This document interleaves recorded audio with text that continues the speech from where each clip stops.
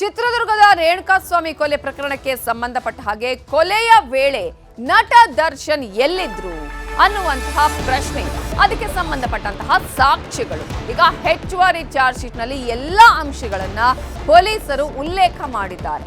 ಕೊಲೆಯ ವೇಳೆ ಶೆಡ್ ನಲ್ಲಿದ್ರು ದರ್ಶನ್, ಶೆಡ್ ನಲ್ಲಿದ್ದಂತಹ ದರ್ಶನ್ ಫೋಟೋ ಪತ್ತೆಯಾಗಿದೆ. ಪಟ್ಟಣಗೆರೆ ಶೆಡ್ ನಲ್ಲಿದ್ದಂತಹ ದರ್ಶನ್ ಅವರ ಫೋಟೋವನ್ನ ಅವರು ಈಗಾಗಲೇ ಅನು ಆಗಿರ್ಬೋದು, ಜಗದೀಶ್ ಆಗಿರ್ಬೋದು, ರವಿಶಂಕರ್ ಆಗಿರ್ಬೋದು, ಅವರು ಎಲ್ಲರೂ ಕೂಡ ಫೋಟೋವನ್ನ ತೆಗೆಸಿಕೊಂಡಿದ್ರು. ಆ ಫೋಟೋ ಎಲ್ಲಿತ್ತು, ಯಾರ ಮೊಬೈಲ್ ಅಲ್ಲಿತ್ತು, ಅದನ್ನ ಕೂಡ ಈಗ ಪೊಲೀಸರು FSL ಮೂಲಕ ರಿಟ್ರೀವ್ ಮಾಡಿದ್ದಾರೆ. 3 ಆರೋಪಿಗಳ ಜೊತೆ ಇದ್ದಂತಹ ದರ್ಶನ್ ಫೋಟೋಗೆ ಪೋಸ್ ಅನ್ನ ಕೊಟ್ಟಿದ್ರು. ಪುನೀತ್ ಮೊಬೈಲ್ ಅಲ್ಲಿ ಈ ಫೋಟೋಗಳನ್ನ ಈಗ ರಿಟ್ರೀವ್ ಮಾಡಲಾಗಿದೆ. ಹೆಚ್ಚುವರಿ ಚಾರ್ಜ್ ಶೀಟ್ ನಲ್ಲಿ ಫೋಟೋ ಬಗ್ಗೆ ಉಲ್ಲೇಖ ಮಾಡಿದ್ದಾರೆ. ದರ್ಶನ್ ವಿರುದ್ಧದ ಆರೋಪಕ್ಕೆ ಈ ಫೋಟೋಗಳು ಮತ್ತಷ್ಟು ಸಾಕ್ಷ್ಯವಾಗಿದೆ.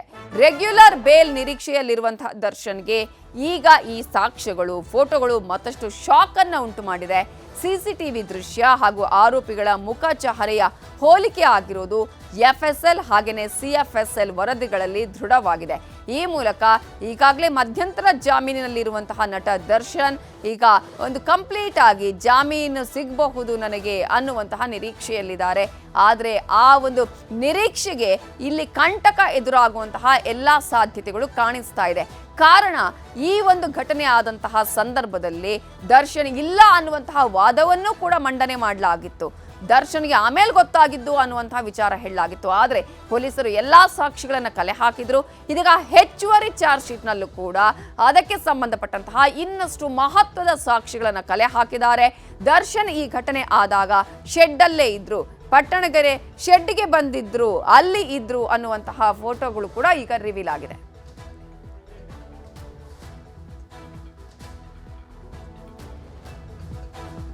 ಇದೇ ವಿಚಾರಕ್ಕೆ ಸಂಬಂಧಪಟ್ಟ ಹಾಗೆ ಇನ್ನಷ್ಟು ಡೀಟೇಲ್ಸ್ ಅನ್ನ ಕೊಡೋದಕ್ಕೆ ನಮ್ಮ ರಿಪೋರ್ಟರ್ ಮುನಿರಾಜು ಈಗ ನೇರ ಸಂಪರ್ಕದಲ್ಲಿ ಜಾಯ್ನ್ ಆಗಿದ್ದಾರೆ.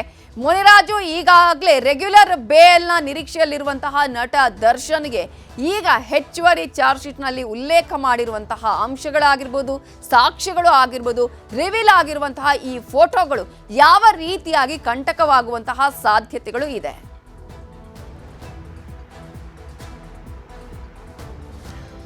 ನವಿತಾ, ಏನು ಈಗಾಗಲೇ ನಟ ದರ್ಶನ್ ಮಧ್ಯಂತರ ಜಾಮೀನನ್ನ ಪಡೆದು ಈಗಾಗಲೇ ಆಸ್ಪತ್ರೆಯಲ್ಲಿ ಚಿಕಿತ್ಸೆಯನ್ನ ಪಡ್ಕೊಳ್ತಾ ಇದ್ದಾರೆ.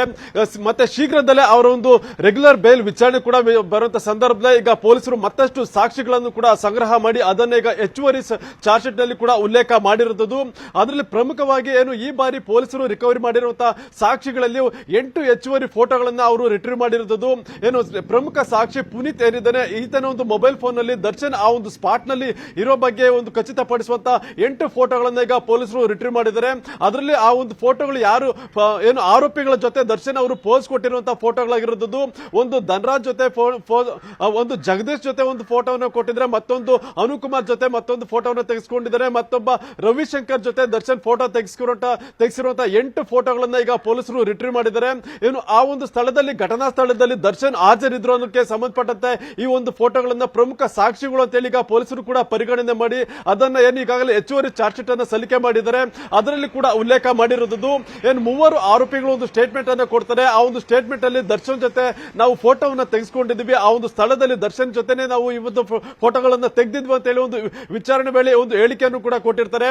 ಅದಕ್ಕೆ ಪೂರಕವಾಗಿ ಆ ಒಂದು ಫೋಟೋಗಳಿದ್ದಂತ ಮೊಬೈಲ್ ಅನ್ನ ಪತ್ತೆ ಮಾಡಿದಾಗ ಅದು ಆ ಒಂದು ಸ್ಥಳದಲ್ಲೇ ಹಾಜರಿದ್ದಂತ ಪುನೀತ್ ಎಂಬ ಸಾಕ್ಷಿ ಏನಿದ್ದಾನೆ ಆತನ ಮೊಬೈಲ್ ನಲ್ಲಿ ಫೋಟೋಗಳನ್ನ ತೆಗೆಯಲಾಗಿತ್ತು ಅಂತ ಹೇಳಿ ಕೂಡ ಗೊತ್ತಾಗಿತ್ತು. ನಂತರ ಆತನ ಒಂದು ಮೊಬೈಲ್ ಫೋನ್ ಅನ್ನ FSL ಗೆ ರವಾನೆ ಮಾಡಿದಾಗ ಅಲ್ಲಿ ಆ ಒಂದು 8 ಫೋಟೋಗಳು ಕೂಡ ರಿಟ್ರೀವ್ ಆಗಿರುವುದು. ಈಗ ಇವೆಲ್ಲವೂ ಕೂಡ ದರ್ಶನ್ಗೆ ಒಂದು ಪ್ರಮುಖ ಸಾಕ್ಷಿಗಳಾಗಿರೋದ್ರಿಂದ ಏನು ರೆಗ್ಯುಲರ್ ಬೇಲ್ ವಿಚಾರಣೆ ಸಂದರ್ಭದಲ್ಲಿ ಅದನ್ನ SVP ಅವರು ಕೂಡ ಪ್ರಸ್ತಾವನೆ ಮಾಡ್ತಾರೆ. ಆರೋಪಿ ಆ ಒಂದು ಸ್ಥಳದಲ್ಲಿ ಇದ್ರು ಮತ್ತೆ ಕೃತ್ಯದ ಸಮಯದಲ್ಲಿ ಭಾಗಿಯಾಗಿರೋದ್ರ ಬಗ್ಗೆ ಸಾಕಷ್ಟು ಸಾಕ್ಷಿಗಳಿದೆ ಅಂತ ಹೇಳಿ ಒಂದು ನ್ಯಾಯಾಲಯದ ಗಮನಕ್ಕೆ ಕೂಡ ತರುವಂತ ಕೆಲಸವನ್ನು ಕೂಡ ಮಾಡೋದಕ್ಕೆ ಒಂದು ಪ್ರಬಲ ಸಾಕ್ಷಿಗಳನ್ನ ಈಗ ಕಲೆ ಹಾಕಿರೋದು. ಅದರಿಂದ ದರ್ಶನ್ಗೆ ಇದು ರೆಗ್ಯುಲರ್ ಬೇಲ್ ವಿಚಾರಣೆ ಸಂದರ್ಭದಲ್ಲಿ ಒಂದು ದೊಡ್ಡ ಸಂಕಷ್ಟ ತಂದೊಡ್ಡುವಂತಹ ಸಾಧ್ಯತೆಗಳು ಕೂಡ ಹೆಚ್ಚಾಗಿದೆ. ನವಿತಾ.